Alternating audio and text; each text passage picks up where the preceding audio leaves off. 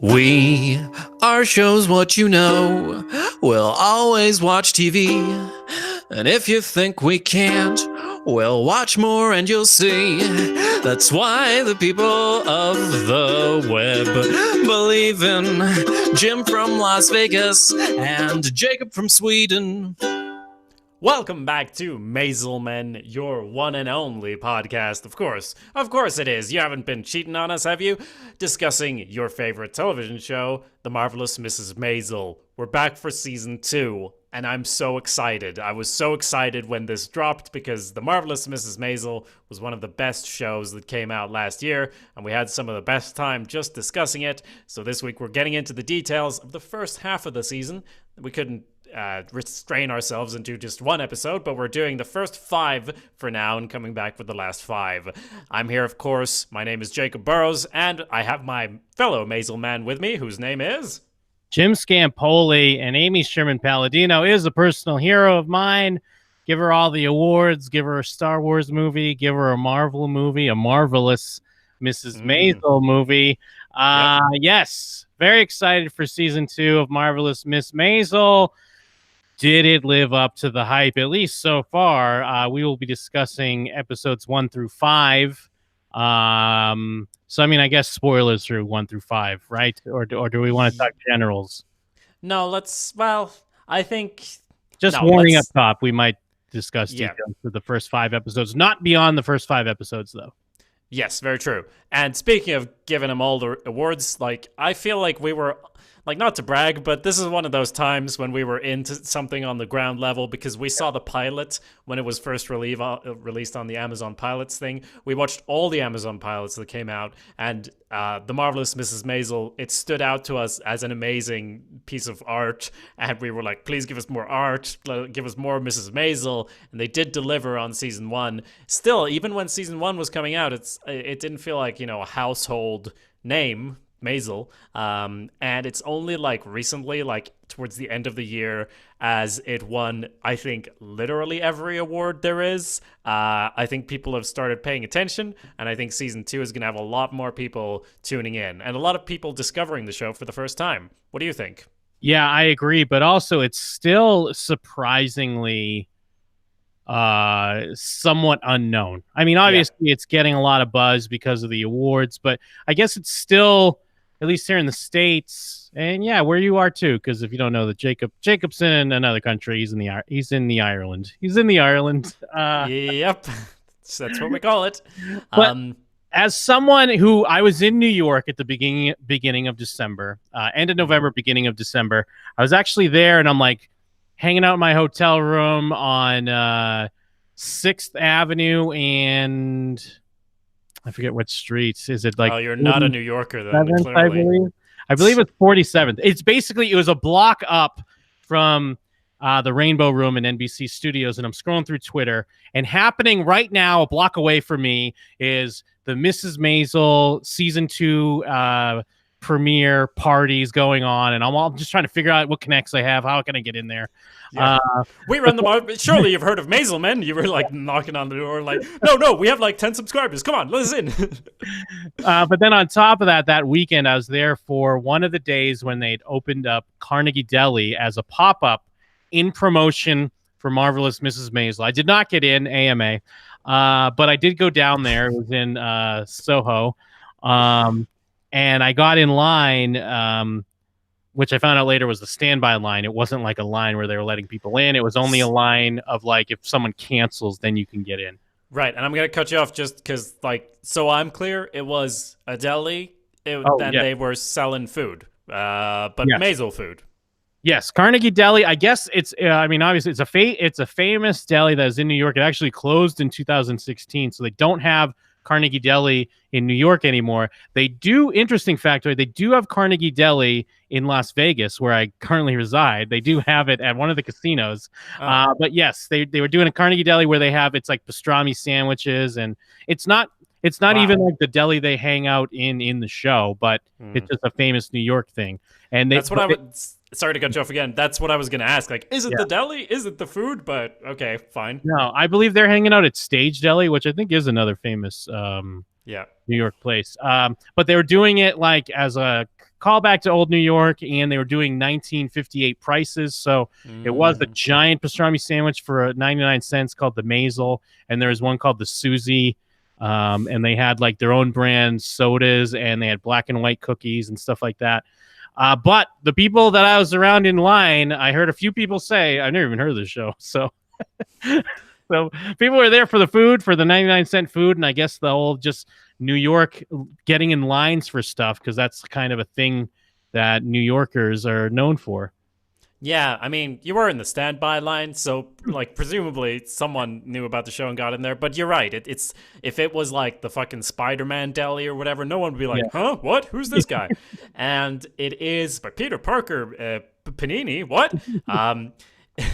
It is definitely kind of unknown. Even though we're in the golden age, golden age of streaming? I don't know if that's accurate, but we're in an age where streaming is taking over mainstream television. Yeah. But any show on mainstream television is still going to be way bigger than streaming, even if it's an indie darling hit like Maisel. Like, even if it's one of the Amazon Prime, like, let's sink as much money into this as possible projects, it's just not going to be as big as something that gets, like, automatically put in people's faces. Well, and especially it being an Amazon Prime thing, because I think a lot of people have Amazon Prime, but they still don't think of it as something for their media TV shows or whatever. It's not like Netflix. It doesn't have that same ring to it where people are always just scrolling through Netflix, whatever.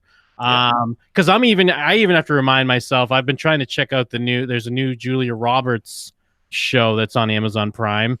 There was some other Amazon Prime show that we liked, I think, but I can't remember the name of that. So that just goes to show you where Amazon Prime's at. I mean, The Tick, I think we watched like an episode of that. We kind of dug it. There was that Jean-Claude Van Johnson show, which we liked the pilot, and then we never watched it when it went to series. So they're still kind of they're struggling to be that Netflix. Mrs. Maisel, I think, is one of those shows because it's getting a lot of the right attention, so they're going in the right direction. Yeah, it's kind of similar to, Handmaid's Tale is on Hulu, right? So it's kind of their one show that's doing great. So I think they'll do their best to shove it down everyone's throat because it is a great product. At least the show. I won't tell you about Amazon Prime, whether you should pay for it or not. But yes, it's worth it just to watch The Marvelous Mrs. Maisel. And I did say it won all the awards, like, it's kind of an overstatement, but not really, because I have a list. Golden Globes, they won Best Television Series, Musical or Comedy, and Best Actress in a Musical or Comedy for Rachel. And then Critics' Choice, Best Comedy Series, Best Actress in a Comedy Series, Producers Guild, Outstanding Producer. Okay, I guess, yeah, fair enough. You need awards too. Moving on to the Primetime Emmys, you got Outstanding Comedy Series, which they won. Outstanding Lead Actress in a Comedy Series, also won. Outstanding Supporting Actress in a Comedy Series, won that. Outstanding Directing for a Comedy Series, of course, we need that one. Outstanding Writing for a Comedy Series, all of those last two were for Amy Sherman-Palladino for the pilot, which is indeed outstanding. Absolutely. And what else? Outstanding Casting, Outstanding Music Supervision, Outstanding Single Camera Picture Editing. I mean, it deserves all of it as well. So I don't know, though. It's like, how do we make this a household name, Jim? I guess it's up to us. Yeah, it's up to us, the Maisel men. Although, all that to be said is that Season 2 leaves things to be desired, in my opinion. Interesting. I have a big problem with these first few episodes, and it's called Paris. Why the fuck are we in Paris? Interesting. I didn't have that reaction at all. Me and Jim actually haven't discussed these episodes at all until right now. But yeah, let's get into it. Why the fuck are we in Paris? You don't like it? One thing I loved about Paris is the transition, though. The way it's like the Empire State Building, and flips upside down to the Eiffel Tower. I thought that was great. I just feel like we're like off-roading, and not to say that I do enjoy her parents, like the characters, Abe and Rose. I do enjoy them, but I feel like I want to get into Midge and Susie. You know, I don't want to spend all the time and I feel like a lot of this season. We're kind of taking a back seat as far as the comedy pursuits are concerned, which is okay, but I didn't feel like we were going into anything interesting for that to take a back seat. Again, I'm not saying this is bad. I still enjoyed the episodes, but I'm antsy. Like, all right, let's get back to New York. Let's get back to Midge and Susie and their kind of superhero and boy wonder relationship. I don't know. That was just my read on these initial episodes. I guess no, that does make sense, especially because looking at just the first 5, we have Paris, but then we have the Catskills, which I had to Google. It's just the place, like we get thrown into that as well, but it's such an off-road again almost immediately after Paris. So I could definitely see why you'd get some frustration there. And again, going to the because Catskills, I was going to call that out as well. Although I do love the one shots they do, like that wide one shot when they're going through the house and everything and pulling stuff out, moving furniture around. Abe's up on the balcony and they're like playing out like, well, I mean, this show has amazing one shots because it is, I feel like, because they're going for more of a feel of a play and letting these actors really like rapid fire this dialogue and have these back and forths. Like, it's so impressive. It's part of the reason, obviously, why I'm sure we all love this show. Definitely one of the reasons why I love this show. I don't know.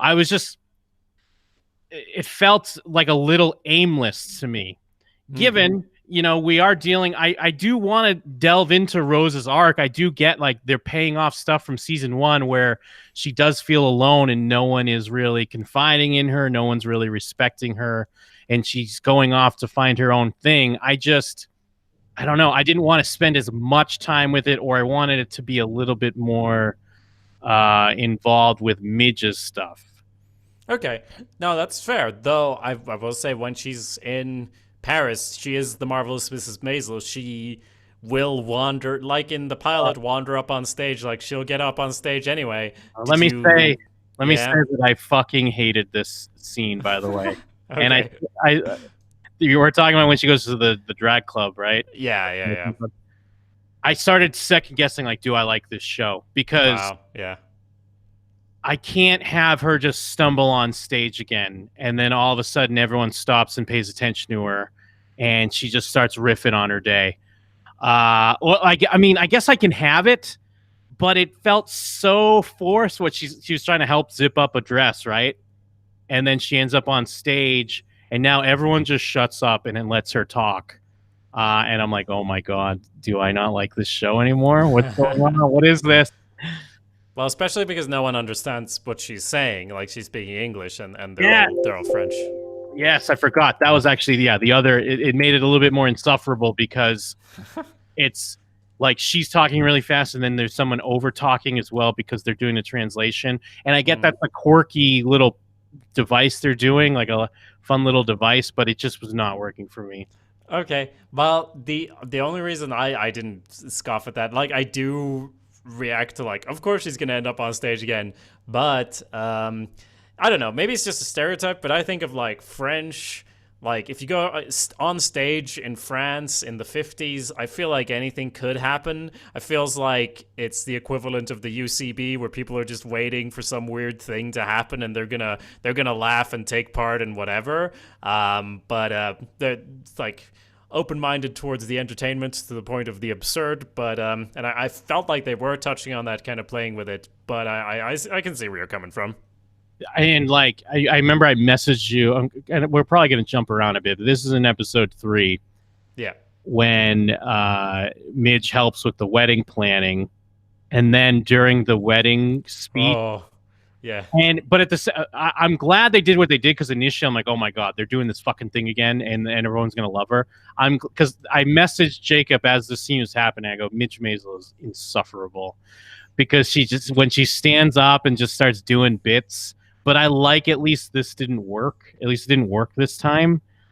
But I mean, I guess they did a good job of tricking me, because it reminded me of the Paris thing. Like, oh, here we go. Midge is gonna start going off again. But at the very least, this didn't work out, and everyone hated her because of it, which is fine.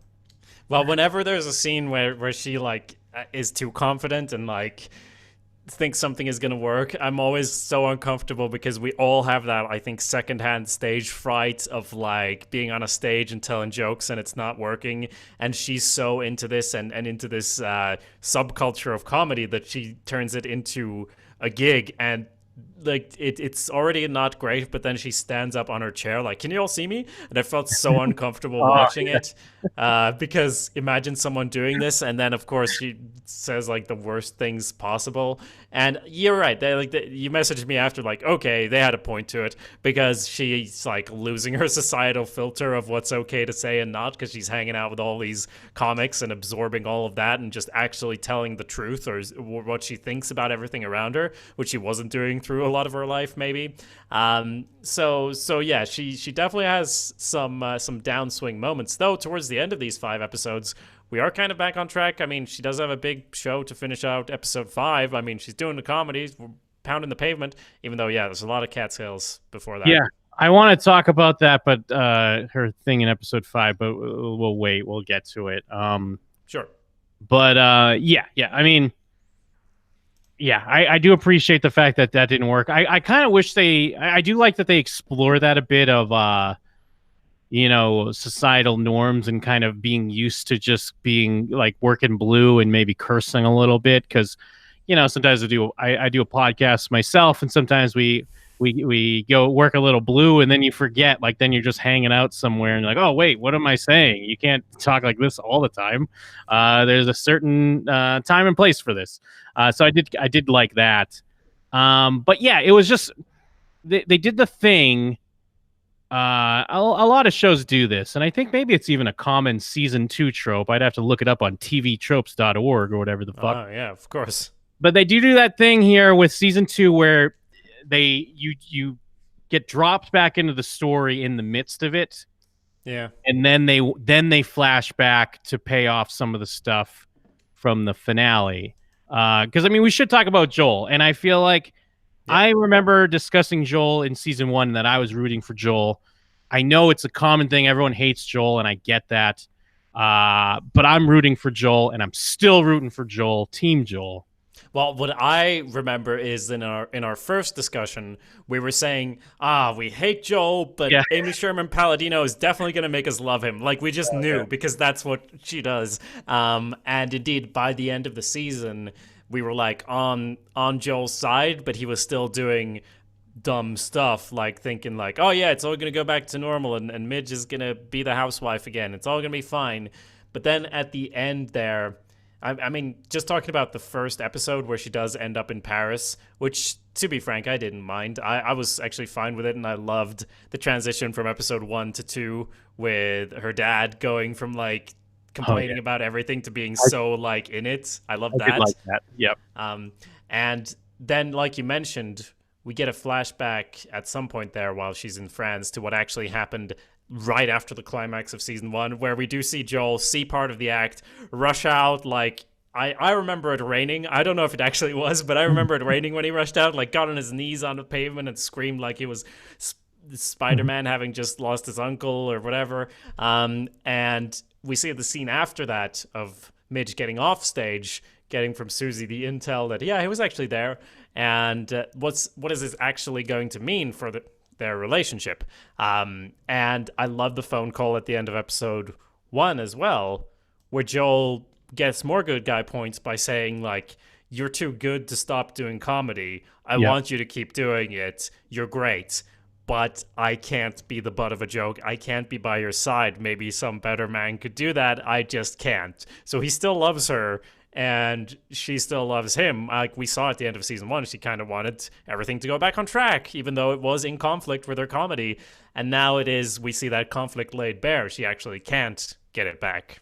Yeah, because he knows that the reason why she's so good is because she can just, speak her truth and just talk about her life and her day to day. But yeah, he can't. He's not, I guess, not secure enough to be able to be that kind of punchline over and over again that he would be. And yeah, like because the end of season 1 is so good when he beats that guy up and he's like, she's good. She's really good. Like, it's such a good moment. And a lot of people, I mean, I understand hating Joel because I mean he is like, especially in season 1, he's such a pathetic. Like he's holding Midge back. He doesn't appreciate her. He doesn't know like how good he has it. He cheats on her. Like he does all the wrong things. But these are the same people that end up rooting for like Cersei Lannister or whatever, or or maybe they never watched Buffy and like season 2 Spike compared to like season 4 Spike. Like this is why we watch TV, uh, Yes. to see these people flesh out and people you hate and then you learn to love. And I just want to root for him because, yeah, he's pathetic, but as this season goes too, and as these episodes go, we see some of the good points, and we see, more importantly, we see why it's not just that Midge married him just because she wanted to get married.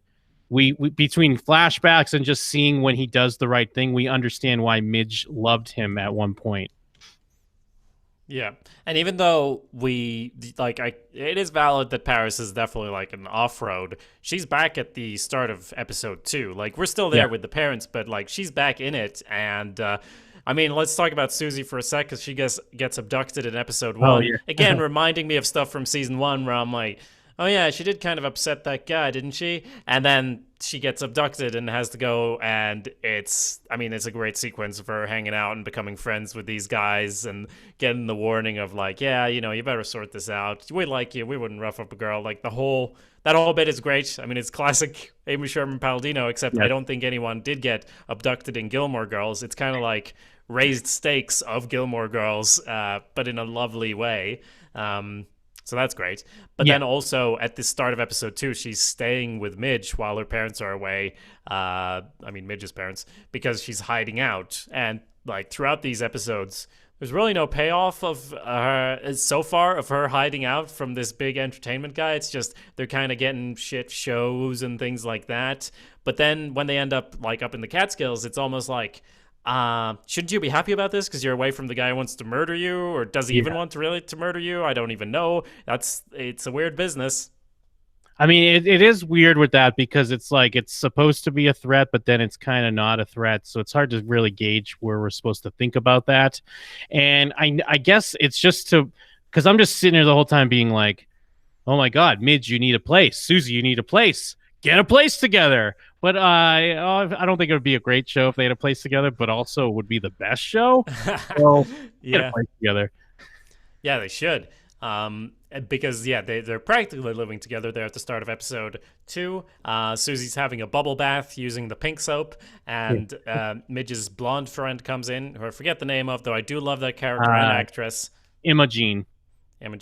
That's right. So I need to see more of her. I hope for more of her in episodes 6 to 10, because she's great, and she's in other Amy Sherman-Palladino shows, and she has that fast talking banter down. And it's also just nice to have a reminder of Midge's life before, because Joel's there, but Joel's in on the secret, and it's kind of like, yeah, her parents are the big thing hanging over her throughout these episodes, as like, oh, when they found out, it's going to be a big thing.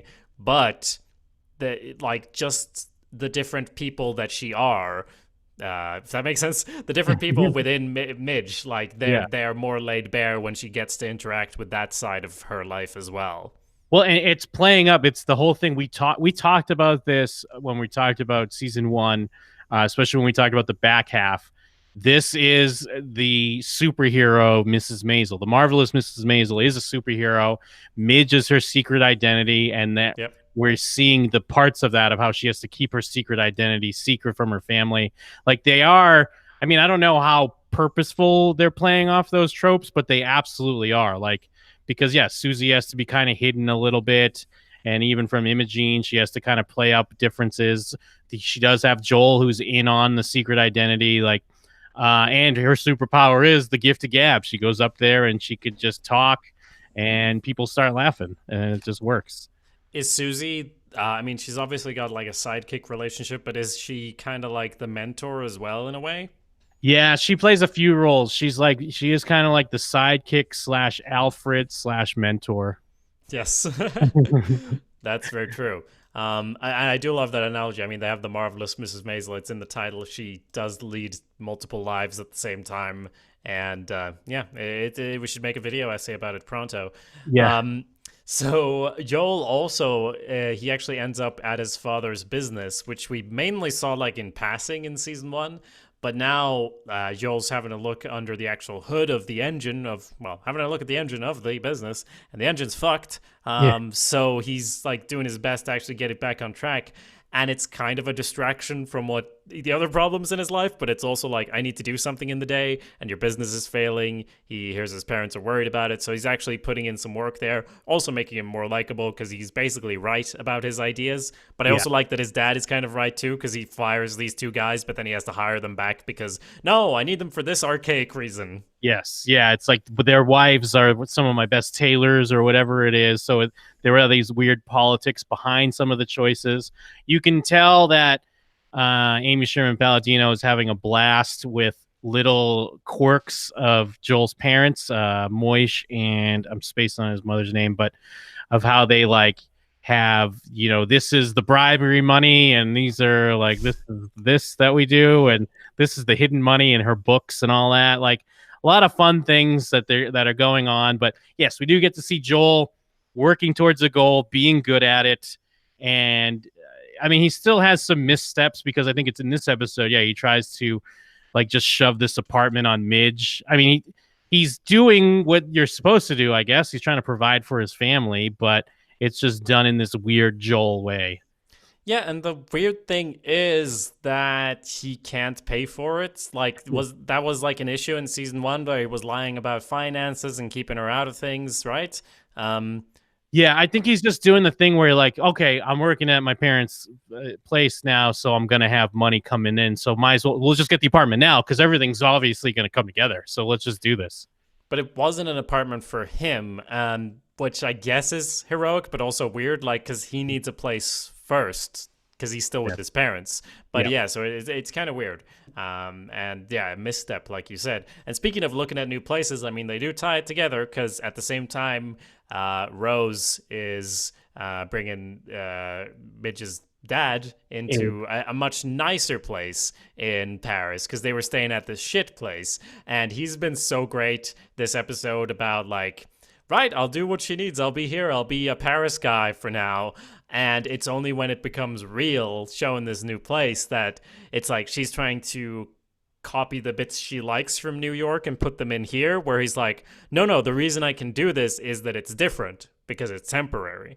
That's why I can be this. And yeah, so that's when he says no. Though at the end of the episode, I mean, he does change. So even though it's a bit of an offshoot, I still think it pays off enough, and it resolves a lot of stuff from season one, because he is different by the end of it.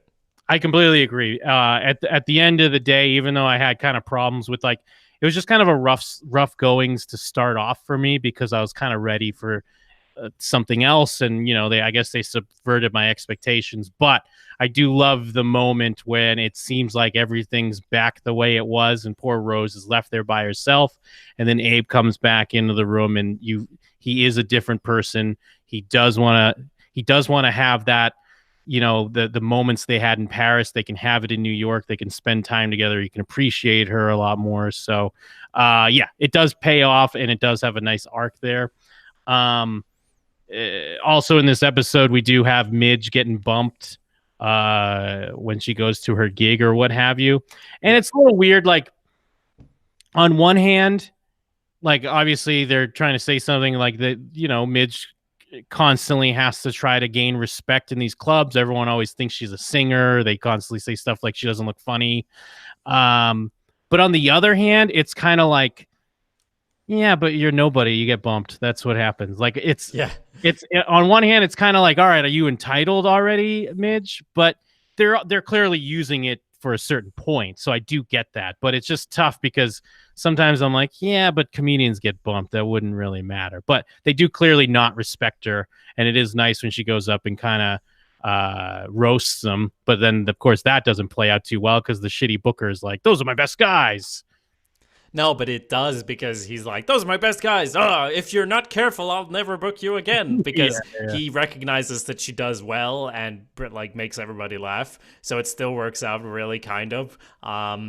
So, but yeah, you're right. I mean, people And get bumped, and also they're at a disadvantage because they pissed off the main Booker guy or whatever, the agent. yep. So they're already fucked on that account. And then she gets bumped to the end. Like they make it as bad as possible. She got stains on her dress. The light's not working, but she claws her way back up a little bit there by shitting on them. So I mean, she did the right thing. I still liked it.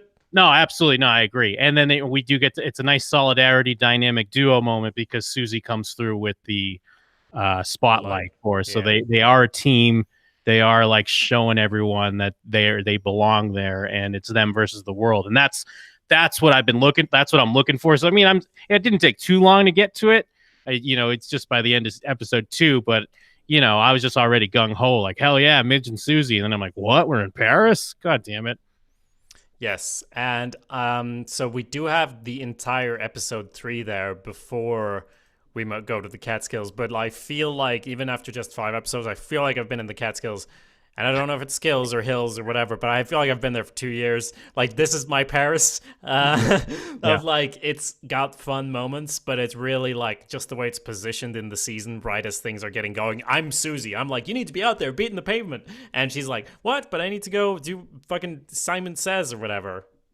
Yeah, and it's one thing I do kind of admire Amy Sherman-Palladino for is like, I mean, at least based off social media. I mean, I can't say this for like everyone, but at least based off social media, and I mean, I guess turn on the news. There's a lot of classism going on. There's a lot of like, the rich people are evil and let's tear them down, which is fine. But I feel like it's got to be a challenge. I mean, between this and Gilmore Girls, like, she's not afraid to be like, no, these are fucking privileged ass people, and we're gonna hang out with them, and you're gonna really like them. Like, we're not gonna paint them as villains just because they're well off or whatever. And especially like they do have Susie, so that is a nice like something to play off of other side of the coin, because she has to wander around with a plunger just so they think she works there. Because it's really hard to relate where they're like, oh no, we go up to the Catskills for 2 months every summer, and we all know the dance and the sayings, and it's just you can go with your family and not work for a summer and just hang out. We can all relate to that, right, Jim? Yeah, exactly. So but I appreciate that she does that, because I feel like the easier thing to do, and not even that it would be a bad thing to do. I'm not against having evil rich people. There are a lot of evil rich people in the real world you could pull from, but I feel like it's got to be an extra challenge to kind of make them still endearing and people that you root for, even though they're clearly like very rich and privileged. Yeah, and I also feel like this is something they like just happened to have found out about or had knowledge about beforehand when writing this, of like, oh yeah, there were these weird resorts, like, because they play off a lot of things and make jokes about all the stuff here, like we know what the fuck is going on, kind of. Yeah, that's true. In a great way. Like, it just feels like this is something that we never would have thought of, that of course there's camps, basically like big boy summer camps you go to, but you do it for all ages, and it's like, I mean, it's kind of like segregated because this is the Jewish camp, and that's not weird, apparently, because they have all these jokes about it, and I guess there's another one for, like, do just Jewish people do this, or are there other camps for resorts, I should say, for other types of people? Like, Yeah. It's so weird that they had to put it in. I guess I don't blame them. It's also obviously a vehicle to get, like, a new potential love interest involved here, which I haven't seen played out fully here in the first 5 episodes, but there is a guy. He doesn't row. Oh, he's all weird and quirky. He's like the Midge Maisel of men. He's like a Maisel man. Yeah, Benjamin comes through, and Zachary Levi, I don't know how you say it, but he's a likable dude. I like him. He's from the show Chuck. I don't know if you've ever watched that. He's also the voice of the guy in Tangled. And he's going to be in the upcoming Shazam movie. So, yeah, it was interesting that they cast him. They do kind of just drop him in. I guess it makes sense because it's the old cliche of, I mean, I guess not just Jewish mom, but the mom in general, like, has to push her to get into a new relationship, marry a nice man. He's a doctor. He's Jewish. Why not? Let's set her up. And it's also the great thing of, like, when Midge obviously is not into it because her mom's pushing her towards it. But then when he's kind of different than you expect, and then maybe her mom doesn't fully approve, now it's like, ooh, who is this handsome man? Yes, very true. And so I was complaining about the time we spent here at the resort, but at the same time, just like Paris, like a little bit into episode 5, Midge just goes back because she gets a call from the Revlon counter. She has to go and work at the makeup stand again. And I definitely related to Susie when she called her in New York, like, what the fuck? I'm still here? Like, what's the most fucked up thing you could do? Leave me here. Remember how I followed you here to help you out and you went back to New York, the place I wanted you to be all along? But then she kind of just zips back and forth, kind of. And yeah, she gets up there after her long date with this guy. Yes, yeah, and I just want to backtrack a little bit, kind of calling out a few scenes. Like, I love the use of the toys and how then you find out they're not toys. It's like Abe's vacation planning of how he's going to pack everything and get out there, and like the way they're shot at the beginning. And then when they do the dance contest, I mean, if you watch Gilmore Girls, they had a dance contest in that as well, but it's shot so cool. And like, I don't know how they're keeping up with like their marks and nailing some lines and stuff like that. The bikini pageant stuff and like the weird little politics of how, Midge has won every year, but now it's like, well, you're technically not married or whatever, and you're kind of bringing this weird shame, so we don't want you involved. Like, there is still a lot of cool stuff, but I'm also with you. I'm also like, why the fuck are we in the Catskills? But then it like the initial reaction is kind of like, what the fuck? But then when we start breaking down the details, it's like, oh, this is great. This is great. Okay. All right. You're right. Yeah, you're right. And that's, I feel, one of the strengths of the writing of how they put it together, because they do not do the thing that you would expect, really, in general. But then it ends in a place where you're like, oh, of course. It's like inevitable at the end. It's unexpected, but inevitable at the end, that like, yeah, this makes so much sense that it happened this way. And yeah, about the toys, gotta love that camera movement, how fast the camera pulls back there to reveal all the rows of clothes that they're bringing. And Abe's going around yelling about, no, I have it to precision, to perfection. I have it all calculated. And then later, like when he's drinking, trying to calculate the drinks, and he can't even watch the fireworks. I mean, there's great stuff in here. Don't get me wrong. Yeah. And then Abe's calisthenics, and he wears his jumper or romper or whatever it is. And it's, I mean, I guess thinking about it now, because I'm saying how like, oh, I want more of the comedy. I want more of him and Susie. Like, this is important. We do need to know, like, Midge Maisel. We need to see her regular life. And it does show like her blind spots, because she mentions to Susie she's going on vacation, and she just assumes Susie knows that it's for 2 months. Yeah. When Susie, like a normal person, is like, okay, so next week when you're back, I got all these things set up. He's like, no, I'm not going to be back in a week. Are you serious?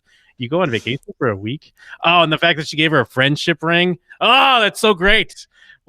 She's like, we're not friends. You see a little friendship ring here or something? No, this is a business relationship. It's like, I got you a present. Is it a ring? Is it silver? Or like, is it gold? Whatever she says. Yeah, no, you're totally right. And I mean, I wouldn't trade seeing, like, I don't mind seeing the exercise clothes isn't that funny, but the conversations with Joel are so great, and his comedic pauses and timing of like, I'm thinking about where I should put it on and show you just to get it out of the way. The shock. Like, it's so good. Yeah, because I guess I kind of do appreciate you, because you would think that they're going to go with the way the discussion is about it, that they could go over the top and have just him wearing like a Borat bikini or whatever. But no, he's just kind of wearing like some tights. It's not even that big of a deal. But yes, the build up and just the fact that everyone talks about it makes it so much funnier.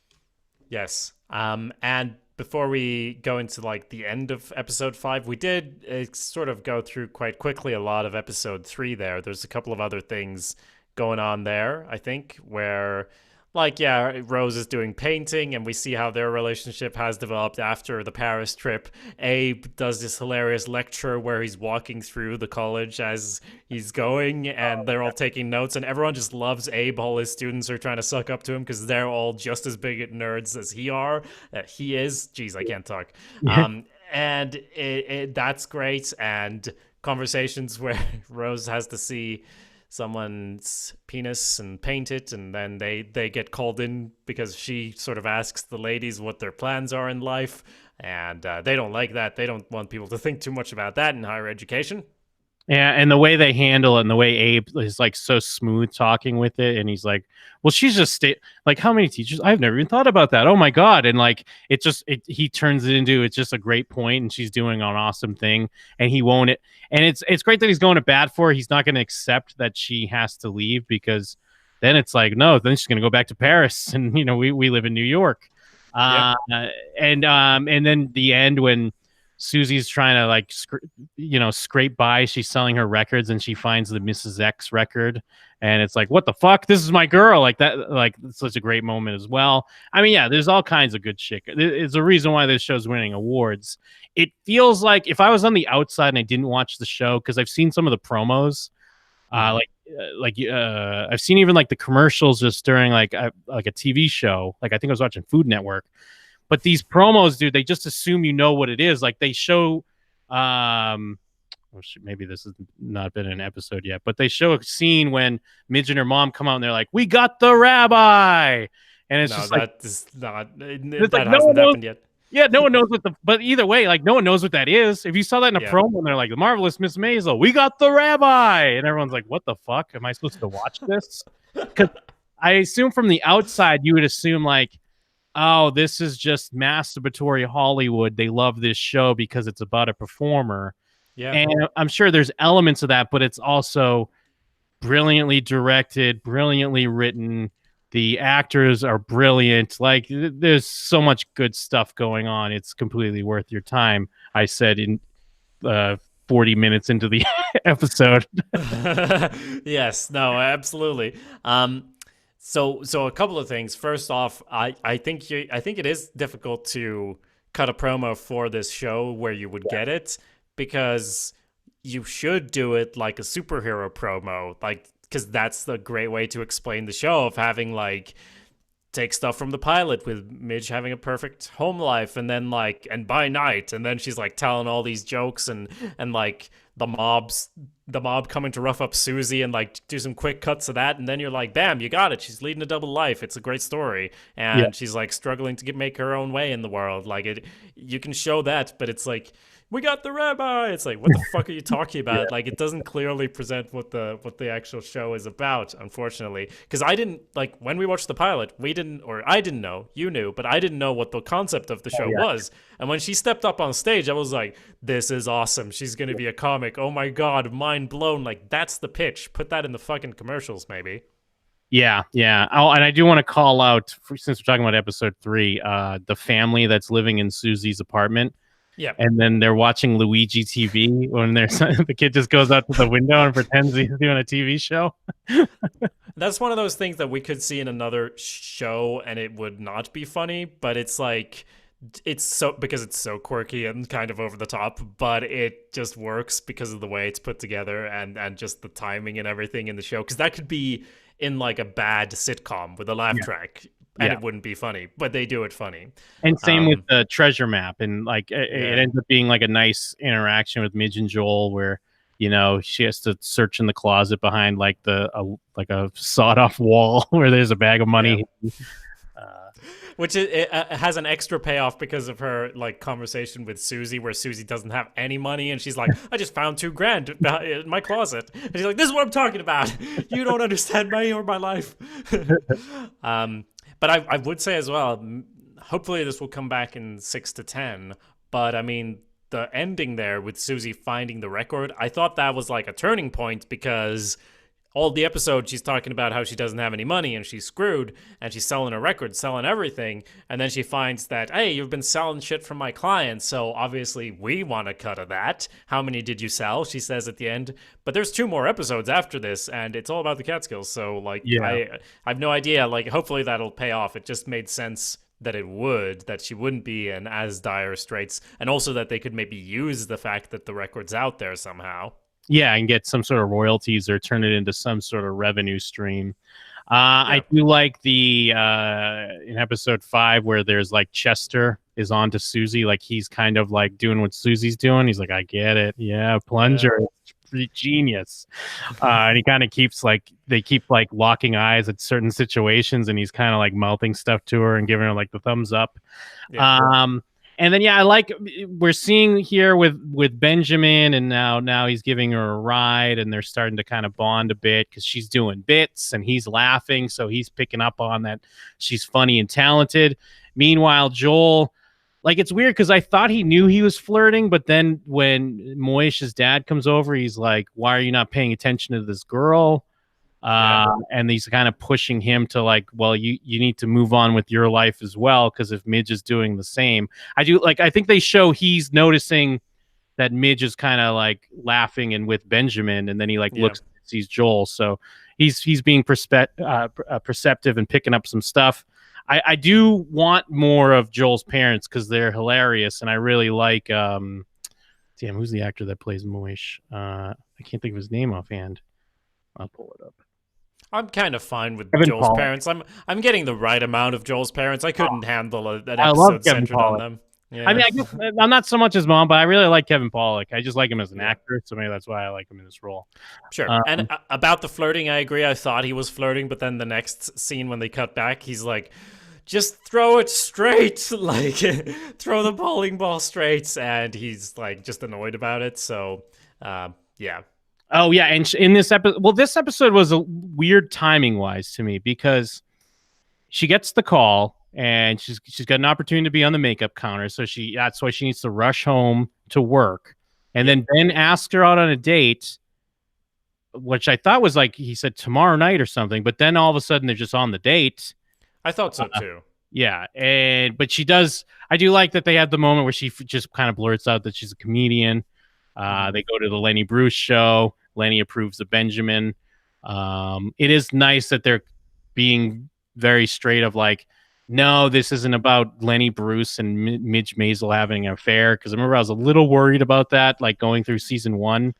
And I think they're kind of putting the old kibosh on that. And yeah, you're right. You called out how Susie finds out Midge is back in New York City. Why the fuck are you there? And I'm here.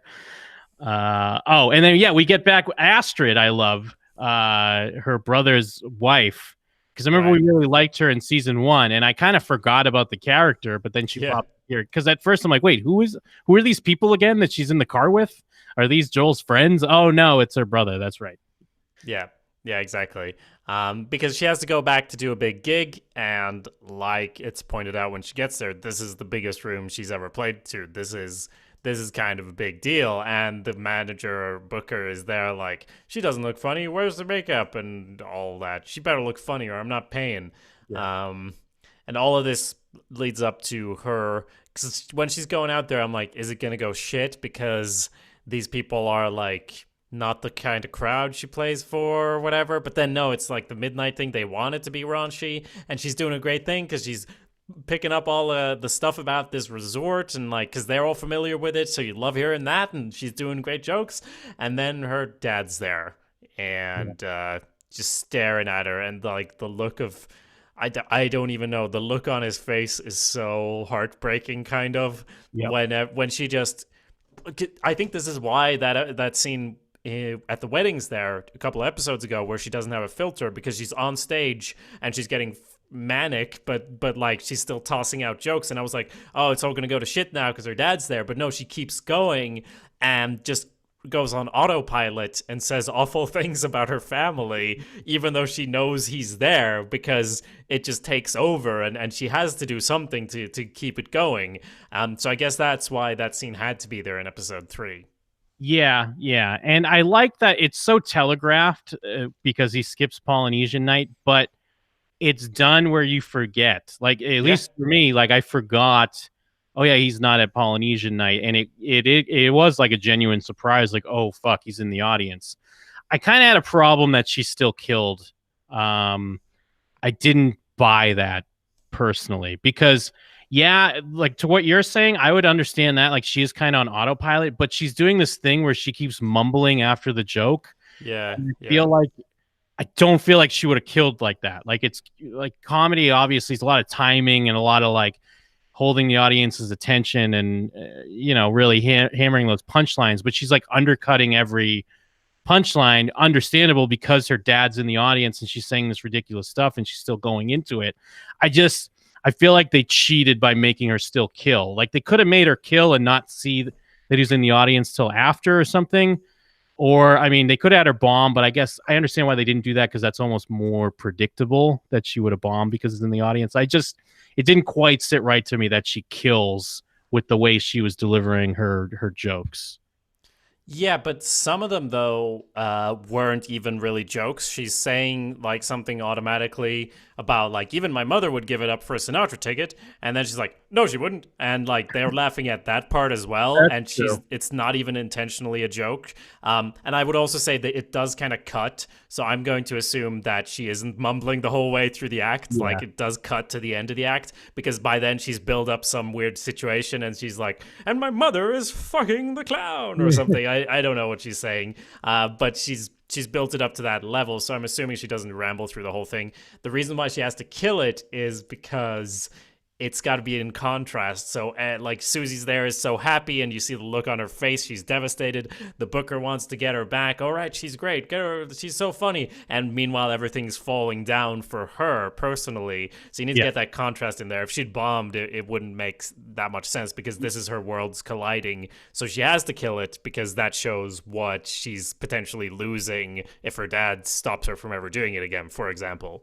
No, I agree that she can't bomb, but it's just tough for me to believe because the show's telling me, like, even like going back to the promoter and how he's basically saying she sucks already. Like, she doesn't look funny. She's not gonna be funny. This better be funny.